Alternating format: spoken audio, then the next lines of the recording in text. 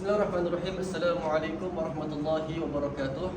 Salam sejahtera, salam damai, salam sepakat dan kolektif menjulang kecemerlangan. Salam Malaysia Madani saya ucapkan kepada seluruh penonton, sahabat-sahabat saya yang saya kasihi, dan juga terutama sekali Dr. Vivi yang kami kasihi dan yang menonton video ini sekalian. Pertama sekali saya Syahmuddin Hakimi bin Rizal akan mewakili kumpulan yang keempat membentangkan pembentangan kami dengan tugasan yang akan kami laksanakan, iaitu tugasan yang kedua, literasi bahasa dengan kod khusus BMMB 1124 dengan tajuk pembentangan kami iaitu bahan pengajaran penguasaan literasi. Tajuk ini akan kami bentangkan, akan saya bentangkan bersama sahabat-sahabat seperjuangan saya dalam kumpulan kami. Maka seeloknya terlebih dahulu saya perkenalkan diri saya dahulu bersama rakan-rakan saya yang ada di sini. Pertama sekali saya Syahmuddin Hakimi bin Rizal. Saya Jabal Ryan Jani. Saya Fernandes Julius. Dan saya Muhammad Hafizan bin Adren. Dan kami dari kumpulan keempat Akan mempersembahkan tugasan 2 literasi bahasa BMMB 1124. Untuk pembentangan pada kali ini ada 9 perkara yang akan kami tekankan. Yang pertama sekali ialah pengenalan kepada literasi membaca dan menulis. Apakah itu literasi membaca dan apakah itu literasi menulis. Yang kedua ialah konsep bahan bantu mengajar, juga lebih kepada pengenalan apakah itu bahan bantu mengajar BBM. Yang ketiga, perbezaan antara bahan autentik dan bahan digital. Kedua bahan ini adalah sebenarnya bahan bantu mengajar, cumanya ada lebih kepada tertumpu untuk membezakan mana satu bahan autentik, mana satu adalah bahan digital. Yang keempat ialah ciri bahan bantu mengajar. Keempat pada kali ini akan dibentangkan oleh saudara Hafizan. Dan yang kelima ialah prinsip bahan bantu mengajar akan dibentangkan oleh saya Syahmuddin Hakimi. Yang keenam, peringkat literasi membaca dan menulis yang akan dibentangkan oleh saya dan juga saudara Vic Fernandes. Yang ketujuh, kepentingan bahan bantu mengajar yang akan dibentangkan oleh saudara Jabal Ryan. Yang ke-8, masalah penggunaan penguasaan literasi yang akan dibentangkan juga oleh saudara Jabal Ryan dan juga saya Syahmuddin Hakimi. Dan akhir sekali adalah contoh bahan bantu mengajar yang boleh digunakan untuk mengatasi masalah-masalah penguasaan literasi ini yang akan dibentangkan oleh kami berempat.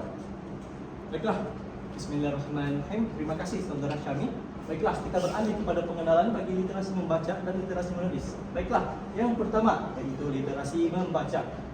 Baiklah, secara umumnya kemahiran membaca merujuk kepada kemampuan murid untuk mengubah tulisan kepada bunyi suara menjadi bunyi suara. Maksudnya apabila murid itu melihat suatu perkataan seperti contoh page, lalu dia menyebut huruf abjad tersebut H. H itu merupakan bunyi suara yang dihasilkan apabila murid melihat abjad tersebut. Okey, seterusnya kemahiran membaca pada dasarnya mampu membantu murid untuk menimba ilmu pengetahuan, memperluaskan pemikiran yang lebih positif dan membina tiga kemahiran ini: menilai, mengulas dan juga mengkritik. Jadi apabila kita lihat kemahiran membaca ini memainkan peranan yang signifikan dalam membantu murid untuk menerima maklumat dan memfasilitasi atau dalam arti kata lain memudahkan proses kemahiran menulis ini. Baiklah, seterusnya kemahiran literasi menulis. Di sekolah, menulis merujuk kepada keupayaan murid untuk menulis huruf, suku kata, perkataan, ayat dan seterusnya mampu untuk menghasilkan sebuah karangan yang menarik. Baiklah, kemahiran menulis ini perlu dikuasai secara berperingkat dan pada akhirnya murid mampu mengembangkan dan menguraikan ide mereka di dalam sebuah karangan. Kita dapat lihat murid yang menguasai peringkat-peringkat ini akan menghasilkan suatu karangan yang dramatis dan mempunyai kosakata yang tinggi. Baiklah, oleh itu menulis merupakan satu kemahiran yang perlu dikuasai oleh semua murid kerana melalui penulisan murid mampu belajar untuk membuka pemikiran mereka dengan lebih luas lagi. Oke, kita beralih kepada konsep bahan bantu mengajar. Baiklah, terdapat dua pengkaji yang saya petik berkenaan yang menguraikan tentang bahan baku mengajar ini. Oke, next. Oke, Rakbir Kau Joginder Sikh 2013 mentakrifkan bahan bantu mengajar sebagai peralatan ataupun kelengkapan yang digunakan oleh guru untuk menyampaikan isi pelajaran ketika berlangsungnya proses pembelajaran atau pemudahcaraan di dalam bilik darjah. Oke, pengkaji yang kedua mentakrifkan, yaitu menurut Nur Azlan dan Nur Dalina 2010, bahan bantu mengajar ini memainkan peranan yang signifikan dalam proses pembelajaran dan pemudahcaraan untuk meningkatkan pemahaman murid terhadap konsep yang diajarkan oleh guru. Oke, kita dapat lihat di sini bahwa guru menggunakan bahan bantu mengajar untuk memudahkan proses pembelajaran dan seterusnya meningkatkan kepahaman murid terhadap topik pembelajaran tersebut. Di mana kita dapat lihat proses pembelajaran tidak hanya bersumberkan kepada guru semata-mata, tetapi juga bersumberkan kepada murid, di mana murid akan mencari sendiri maklumat dan akan meningkatkan kepahaman mereka terhadap dengan menggunakan bahan bantu mengajar tersebut. Baiklah, seterusnya. Sekarang kita akan melihat perbezaan di antara bahan autentik dan juga bahan digital. Baiklah, Kamus Dewan Bahasa edisi keempat mentakrifkan autentik ini sebagai sesuatu benda yang asli dan dapat dipegang. Maksudnya bahan ini kita dapat lihat dengan mata kasar sendiri dan kita dapat sentuh bahan tersebut, kita boleh rasa. Baiklah, dan juga menurut Nur Esa Baharun 2002, autentik ialah bahan yang mampu dipercayai serta dijadikan pegangan asli dan benar. Oleh itu, bahan autentik ialah bahan bantu mengajar yang maujud seperti bahan bercetak ataupun benda. Baiklah, contohnya kita dapat lihat di paparan yang di hadapan ini. Ini adalah bahan bantu mengajar yang maujud yang kita dapat pegang, kita dapat lihat. Baiklah, seterusnya. Bahan digital. Digital merupakan suatu maklumat yang ditukarkan kepada data menggunakan bahan elektronik. Bahan digital biasanya digunakan untuk menarik perhatian serta semangat murid untuk belajar. Oleh itu, bahan digital ialah alat bantu mengajar yang menggunakan slide paparan dan juga seperti video dan slide paparan. Oke, seterusnya. Baiklah, sekarang kita beralih kepada ciri-ciri yang perlu ada dalam suatu BBM tersebut yang akan dibentangkan oleh saya dan juga saudara Joel. Baiklah, saudara Joel. Baiklah, kita beralih kepada ciri yang pertama, yaitu sesuai. Sebelum kita memilih sesuatu bahan itu, kita hendaklah menetapkan objektif yang sesuai agar bahan yang kita pilih itu tidak lari terhadap objektif yang kita ingin capai. Baiklah, ciri yang kedua, menepati. Isi kandungan hendaklah sesuai dengan kemampuan dan kehendak belajar. Begitu juga dengan maklumat dan fakta yang ada dalam bahan bantu mengajar tersebut. Dan tidak lain tidak bukan BBM tersebut hendaklah mempunyai ciri menarik yang boleh menarik perhatian murid agar murid lebih cenderung untuk rasa seronok dalam proses pembelajaran tersebut, di mana murid akan lebih paham terhadap topik pembelajaran pada kali itu, pada waktu itu. Baiklah. Ciri yang keempat adalah jimat dan mudah. Jimat dan mudah yang dimaksudkan adalah bahan tersebut boleh dihasilkan melalui kreativiti guru itu sendiri, seperti melalui bahan-bahan terbang. Ciri yang kelima yaitu praktikal. Praktikal yang dimaksudkan ini adalah bahan-bahan yang digunakan seharusnya sederhana, mudah dipahami dan sesuai dengan keperluan guru dan juga pelajar. Ciri yang terakhir adalah mudah alih. Mudah alih yang saya maksudkan di sini adalah bahan pengajaran yang digunakan itu adalah mudah disediakan, seperti mudah untuk dibawa kemana-mana dan mudah untuk dipakai pada bila-bila masa saja. Seterusnya kita beralih kepada prinsip bahan bantu mengajar ataupun lebih kepada asas atau dasar yang perlu ada dalam bahan bantu mengajar. Cuma ada 3. Pertama sekali ialah boleh dipakai dalam jangka masa yang panjang. Bab kata patah, tak lapuk dek hujan, tak lekang dek panas. Tujuan dia adalah kita boleh gunakan BBM ini tidak ada perubahan dan kekal, yang boleh kita gunakan dalam jangka masa yang panjang. kalaupun ada penggunaan ataupun penambahbaikan inovasi yang kita letakkan dalam BBM ini tidak menjadi masalah. Bahkan dia boleh menjamin dan menjaga lagi kualiti yang ada dalam BBM ini, menjadikan dia lebih lama dan boleh dipakai pada bila-bila masa sahaja. Yang kedua, bahan sesuai dari sudut teknikal serta ketetapan maklumat. Perkataan sesuai yang kita gunakan di sini adalah lebih kepada bertepatan. Bertepatan mana konsep satu mata itu, pelajaran itu boleh diikuti oleh para pelajar. Kira-kira ada di dalam kelas, ada di dalam sekolah maupun di luar sekolah. Kerana BBM ini dia mempunyai berbagai variasi. Tapi fungsi dia, tapi penekanan dia, prinsip dia adalah mesti sesuai dengan sudut teknikal yang digunakan, bahan-bahan yang digunakan, dengan objektif ataupun ketetapan maklumat. Sasaran yang kita berikan kepada murid-murid. Yang ketiga ialah kos yang murah dan sesuai dengan kedudukan kewangan guru. Sebenarnya ini adalah lebih tertumpu kepada penggunaan bahan yang digunakan oleh guru dalam BBM ini. Seperti contoh, kita menggunakan bahan-bahan yang terpakai ataupun bahan-bahan yang terbuang yang boleh kita putar semula. Perkara inilah yang sememangnya boleh memberikan penekanan kepada murid-murid dan guru dalam masa yang sama. Kenapa dikatakan itu? Pertama sekali, murid-murid yang melihat perkara yang bervariasi ini, bahan yang bervariasi daripada bahan-bahan yang boleh dikitakan semula, sebenarnya boleh melahirkan lagi idea dalam diri pelajar, dan dalam masa yang sama boleh membantu guru untuk mempunyai idea yang lebih menarik lagi. Seperti contoh, murid ada pemikiran untuk buat, cikgu, bolehlah kita buat BBM ini, cikgu buat idea kotak ini, kita buat, cikgu ajarkan ini begini. Dalam pemikiran kanak-kanak yang bervariasi, maupun tidak semua, tapi ada sememangnya pelajar yang mempunyai pemikiran yang sangat kritis untuk melahirkan dedikasi untuk membuat BBM lebih menarik. Dan kos yang murah ini sebenarnya tidak tertumpu kepada bahan sahaja, kerana dia juga boleh lebih tertumpu kepada sekolah-sekolah yang ada di bandar yang diberikan pelbagai kemudahan oleh pihak kementerian, oleh pihak kerajaan. Sebagai contoh, telefon pintar ataupun peranti mudah alih. Mereka boleh menggunakan pelbagai aplikasi dalam menjadikan dia bahan bantu mengajar. Okey, seterusnya saya dan rekan saya Syamli akan menceritakan serba sedikit tentang peringkat literasi membaca dan juga peringkat literasi menulis.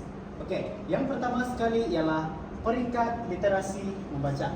Peringkat literasi membaca ini dapat dibahagikan kepada 3 bentuk, iaitu peringkat prabacaan, peringkat mekanis dan juga peringkat mentalis.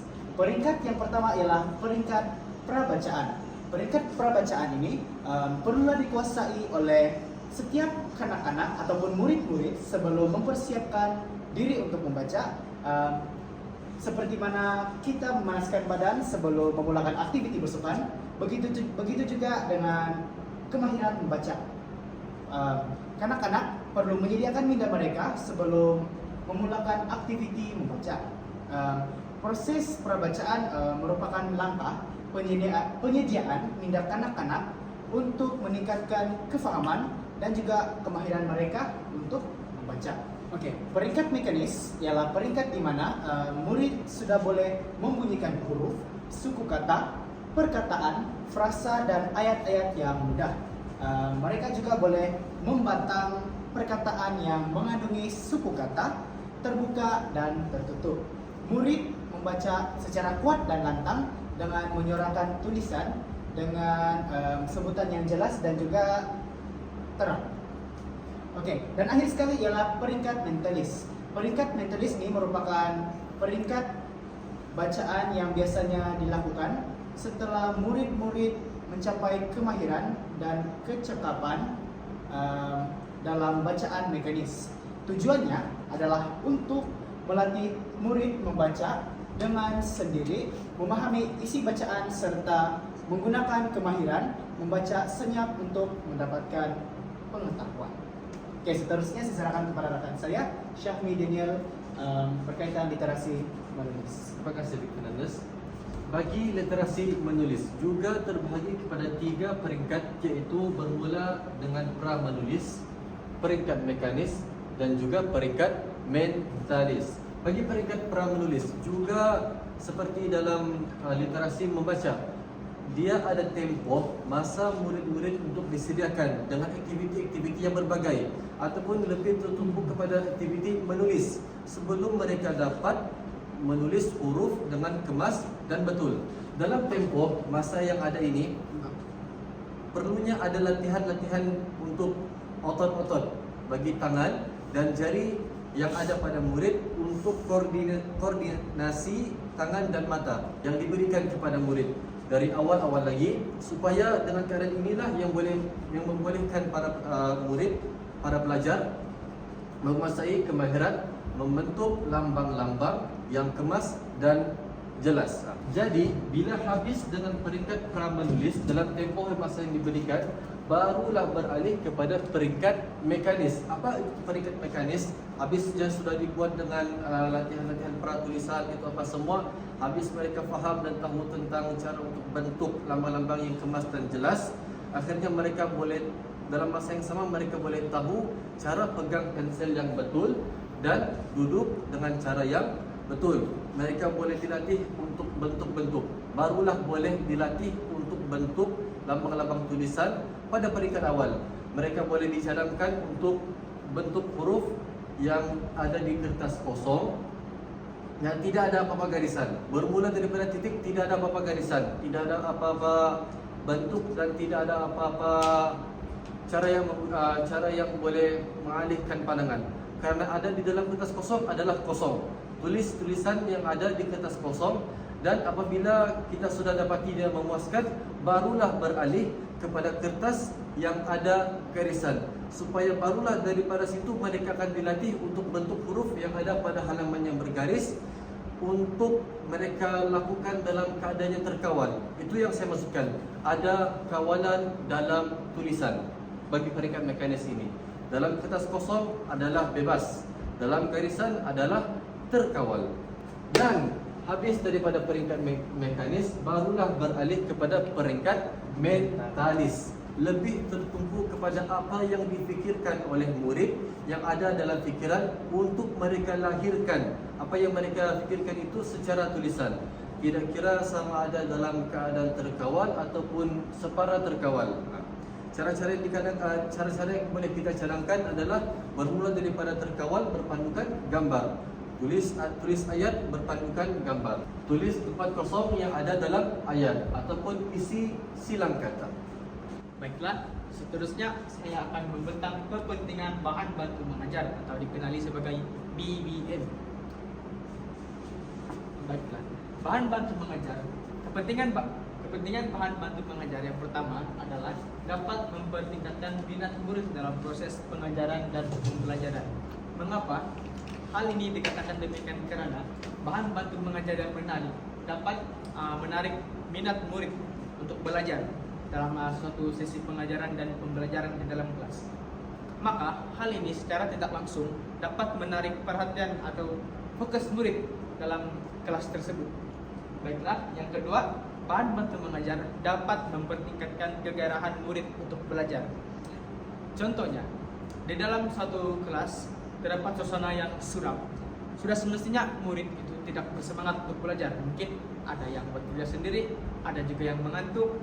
Namun, jika guru dapat menghasilkan suatu BBM yang menarik dan dapat mengubah suasana dalam kelas tersebut, ini akan menambah ini akan menjadikan suasana yang positif di dalam kelas tersebut. Secara tidak langsung, murid akan dapat fokus dan minat untuk belajar bersama-sama dengan guru dan juga rekan-rekan yang lain.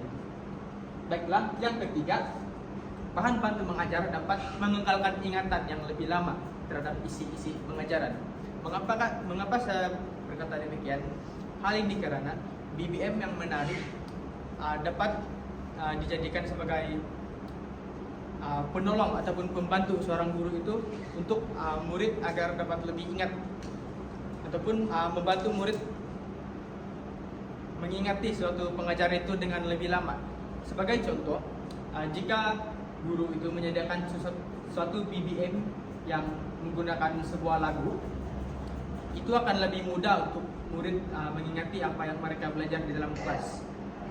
Seterusnya, yang keempat, BBM dapat membina suasana belajar yang meriah dan menyalakan rasa jenuh terhadap pengajaran guru. Ini ini lebih kepada suasana dalam kelas lah, di mana BBM yang menarik itu yang sudah saya katakan tadi, dia dapat mengubah suasana persekitaran kelas itu menjadi positif.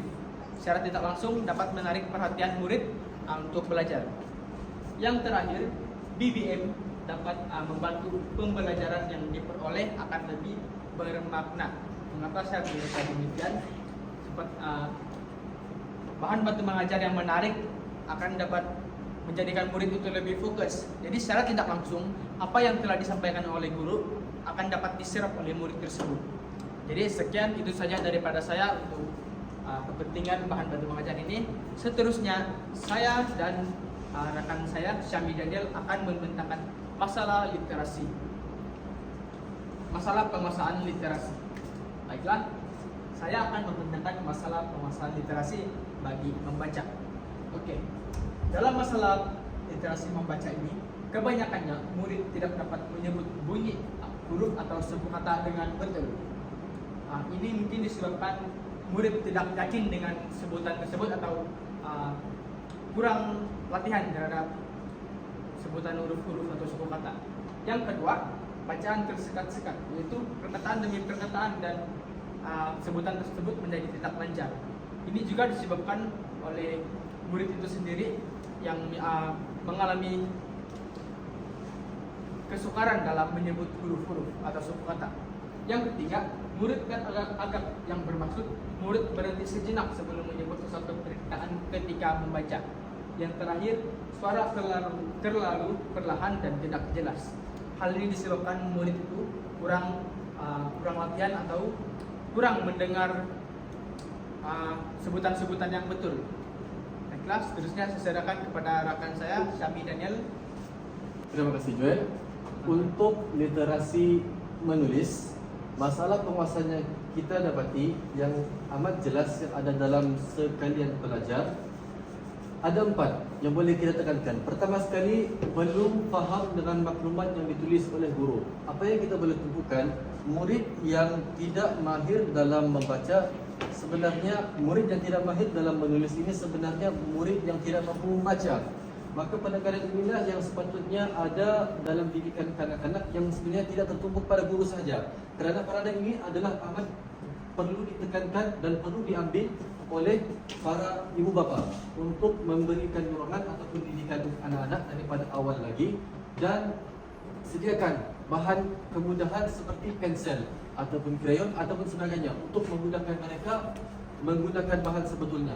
Inilah yang akan dapati bila perkara ini tidak berlaku. Yang kedua ialah tidak dapat memegang pensel dengan yang baik. Tidak ada kemudahan daripada awal, tidak ada persediaan daripada awal, maka tidak ada kemudahan untuk pegang bahan itu dengan baik, pegang pensel dengan baik, pegang krayon dengan baik. Dan kalaupun murid itu dapat memegang pensel dengan baik ataupun tidak, mereka juga pasti belum tentu dapat menulis dengan baik. Dan yang keempat, akhir sekali ialah murid belum dapat membezakan huruf besar dengan huruf kecil. Belum dapat beza huruf Q yang besar dengan huruf Q yang kecil. Belum dapat beza huruf P yang besar dengan huruf P yang kecil. Kenapa kita katakan demikian? Huruf P mereka tidak akan tahu huruf P yang besar ini ada di atas garisan ataupun berada di bawah garisan. Adakah dalam bentuk kecil yang betul ataupun bentuk besar yang betul. Maka dalam penekanan masalah inilah yang akan kita cadangkan, yang akan kita sama-sama atasi dengan contoh bahan bantu mengajar yang akan dibentangkan oleh kami berempat. Baiklah, beralih kepada bahan pengajaran pertama yang akan dibentangkan oleh saya. Baiklah, bahan pengajaran yang saya pilih ini adalah permainan bahasa, di mana aktiviti ini melibatkan lagu suku kata. Baiklah. Yang pertama, permainan ini dimulakan dengan murid menonton video. Maksudnya, guru akan meminta murid untuk menonton video yang akan saya tayangkan. Yang kedua, lagu yang dinyanyikan ini menggunakan melodi Twinkle Twinkle Little Star, yang mana saya merasakan murid akan minat dengan melodi tersebut, dan ini akan memudahkan mereka untuk fokus dan dapat menarik perhatian murid-murid untuk fokus dalam sesi pengajaran dan pembelajaran.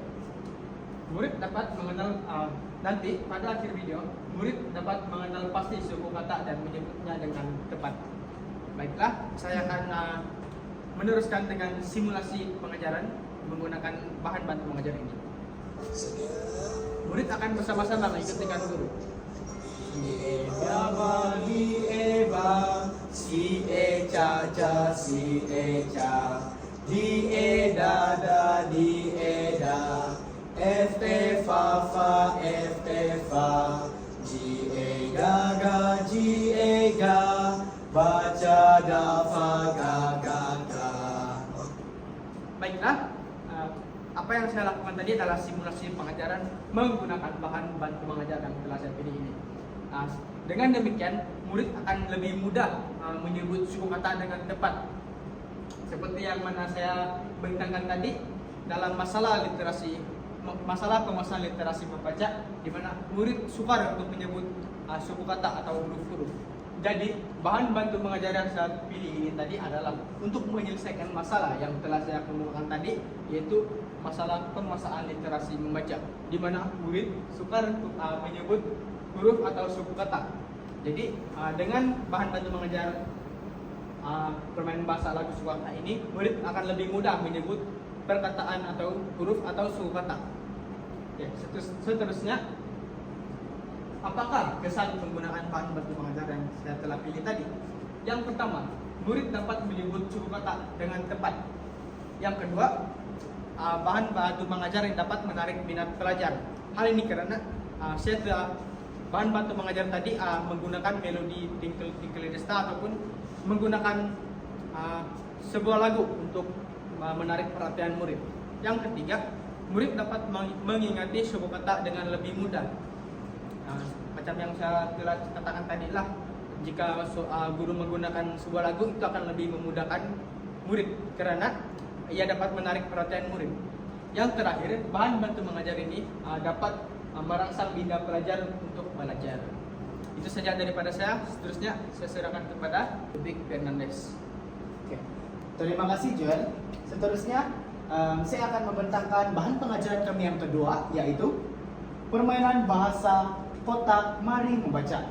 Oke, cara-cara untuk bermain permainan ini ialah kanak-kanak akan diberikan sebanyak 3 kali percobaan ataupun peluang untuk membaling bola pingpong ke dalam lubang kotak mari membaca, dan sekiranya berjaya, murid perlu membaca suku kata terbuka dengan suara yang lantang. Dan sekiranya kanak-kanak tidak mampu membaca perkataan tersebut, kanak-kanak akan diminta untuk mencabut perkataan yang lain dan membacakannya. Oke, selain itu, sekiranya kanak-kanak mendapat perkataan "coba lagi", kanak-kanak akan diminta oleh guru untuk menyanyikan lagu ABC, dan kemudian mereka diminta untuk membaling bola pingpong sekali lagi. Oke, seterusnya saya akan mengulas berkenaan kesan penggunaan BBM yang saya bentangkan sebentar tadi. Oke, sudah terang lagi bersuluh, kesan penggunaan BBM ini akan mendatangkan banyak kesan positif kepada murid. Oke, pertama sekali ialah bahan pengajaran ini sudah semestinya akan mewujudkan suasana pembelajaran yang aktif, di mana semua murid melibatkan diri di dalam aktiviti yang menyeronokkan. Contohnya,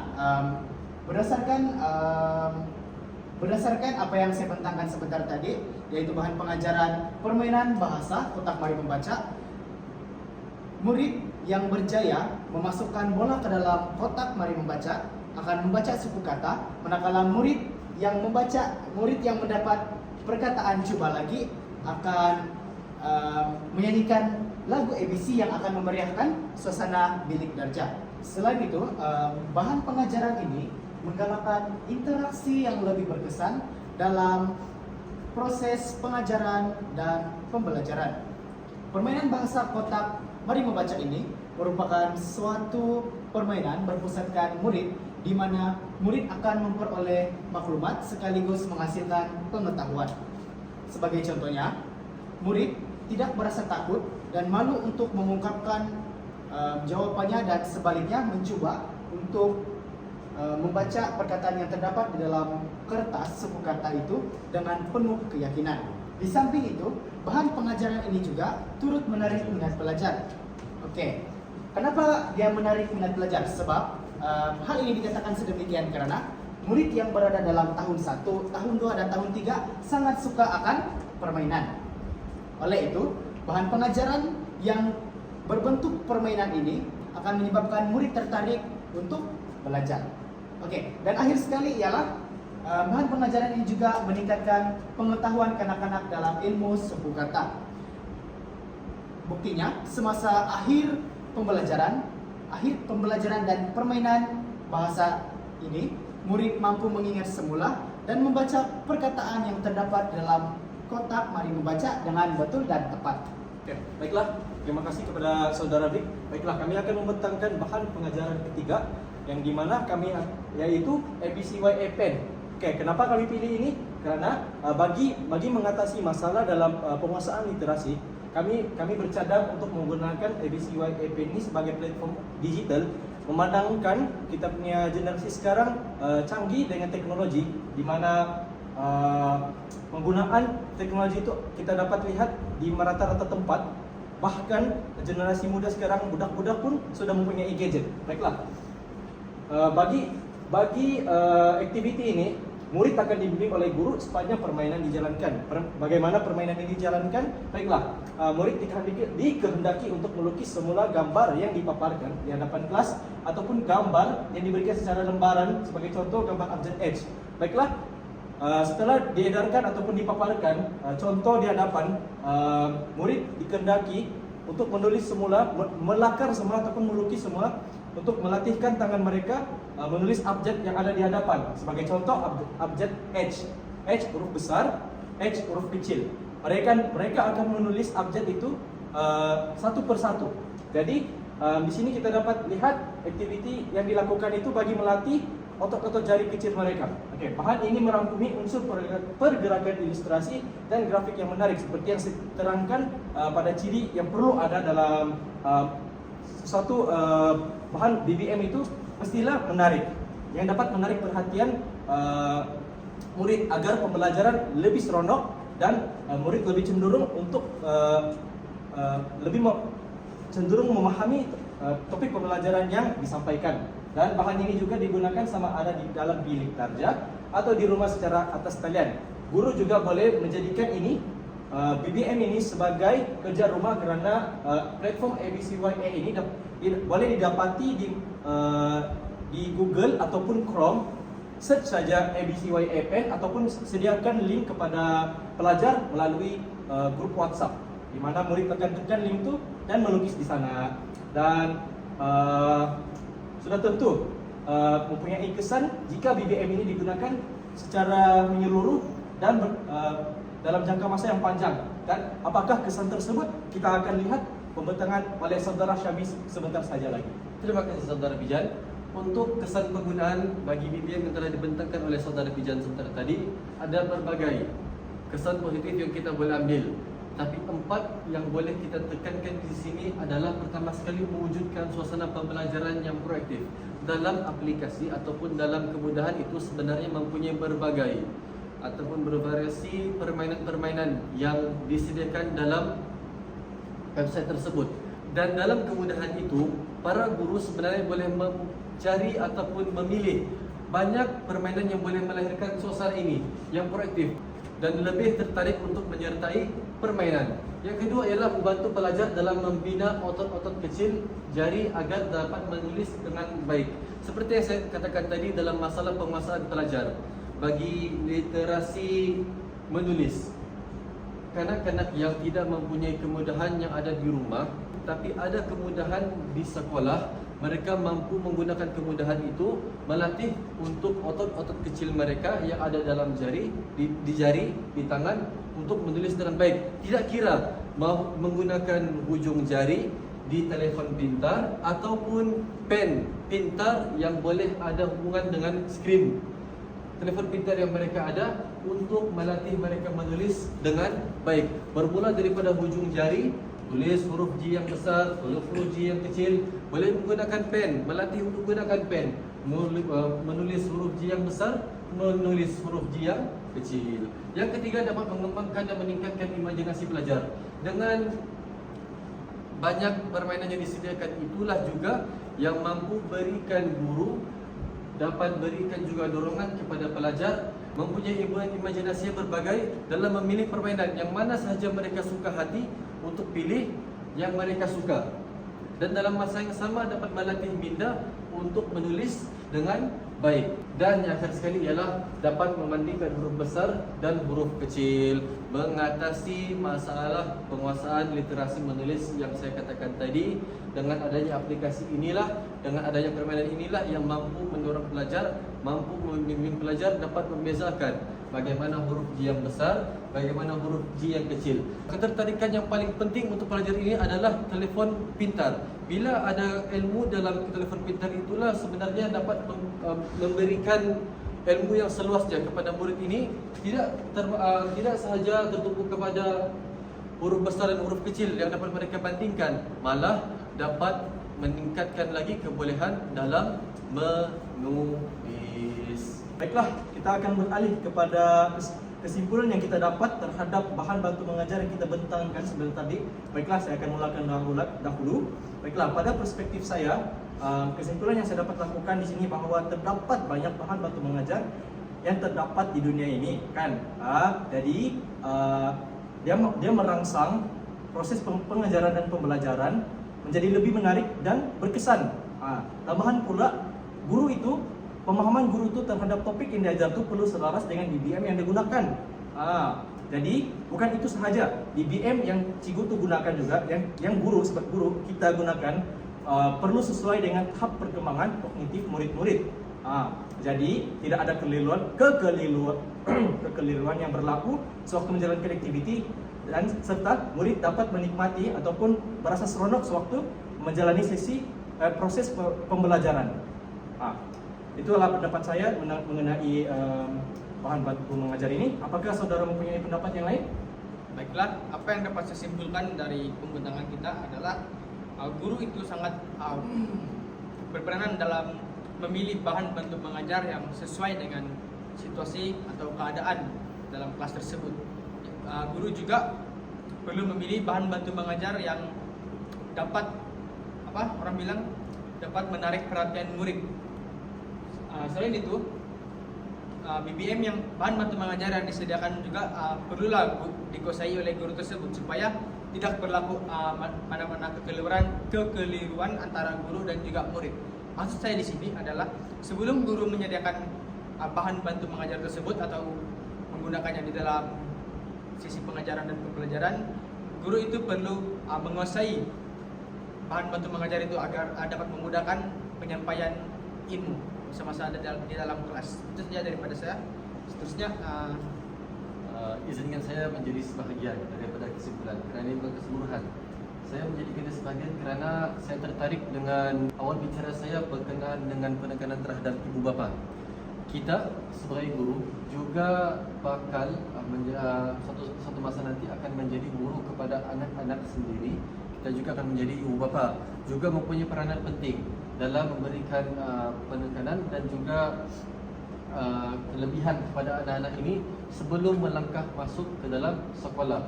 Dengan menggunakan BBM yang kita telah bentangkan tadi, sebenarnya dia adalah terbuka kepada anak-anak yang juga berada di luar persekolahan, termasuk aplikasi BCY Pen. Dia sebenarnya terbuka, boleh ada di dalam kelas dan boleh juga berada di luar persekolahan. Kerana apa? Dalam didikan sebelum mulanya persekolahan inilah yang mampu memberikan didikan awal, dalam masa yang sama berikan minat dan tertarik kepada pelajar ini dalam mempelajari ilmu itu. Tidak kiralah daripada membaca ataupun menulis. Jadi bila adanya minat daripada awal lagi sebelum sekolah, masuk ke dalam sekolah akan ada minat untuk belajar dan dalam masa yang sama akan mudah mempelajari dan menghadapi fasa peringkat-peringkat yang kami katakan tadi. Daripada peringkat pra menulis, sebenarnya boleh mula daripada rumah lagi. Kalau tidak pun boleh mula peringkat pra menulis dari sekolah dalam keadaan yang mudah. Seterusnya mekanis dan mentalis. Kita fikirkan dahulu, kalau tidak ada minat daripada awal lagi, tidak ada mudah untuk kita didik anak-anak ini daripada awal persekolahan lagi. Itu saja daripada saya. Apa pendapat kamu? Okey.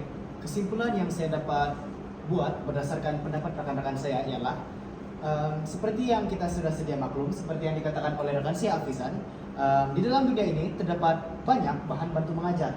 Oleh itu, pendidik haruslah memilih bahan bantu mengajar yang sesuai untuk pelajar yang ada di pedalaman dan juga di luar bandar dan di bandar. Okey, berdasarkan apa yang rekan saya katakan, Joel sebentar tadi, berdasarkan apa yang dikatakan oleh Joel sebentar tadi, guru perlu memastikan sesi pengajaran dan pembelajaran mampu menarik minat pelajar. Dan berdasarkan apa yang dikatakan oleh rekan saya Syahnis, ibu bapa juga boleh menjadi pendidik kepada anak-anak. Oleh itu, pendidik dan ibu bapa memainkan peranan penting dalam memilih bahan bantu mengajar yang sesuai mengikut tahap perkembangan kognitif murid-murid dan anak-anak mereka. Itu sahaja yang saya dapat simpulkan. Baiklah, bagi menutup pembicaraan dan perbincangan kita pada malam ini, izinkan saya mengakhiri dengan serangkap pantun. Bunga mawar di atas para, anak dusun memasang pelita. Ada yang tersilap dalam berbicara, susunnya jari, mohon maaf dipinta. Maafkan kami atas kekurangan pembentangan kami, dokter. Dan terima kasih dokter dan para penonton yang menemani kami dari awal sesi pembentangan ini. Kami menutup sesi pembentangan ini dengan sekian dan terima kasih. Wabillahi taufiq wal hidayah. Wassalamualaikum warahmatullahi wabarakatuh. Terima kasih.